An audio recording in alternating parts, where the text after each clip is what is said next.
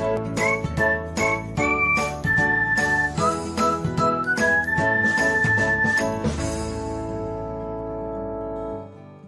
everyone, welcome back to another episode of Technologyglance.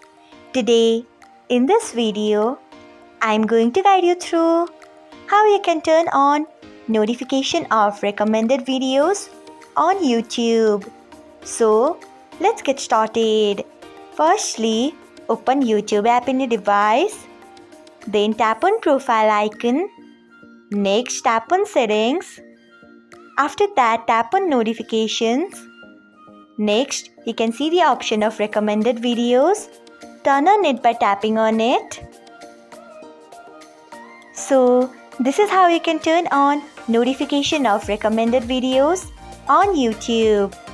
Thanks for watching.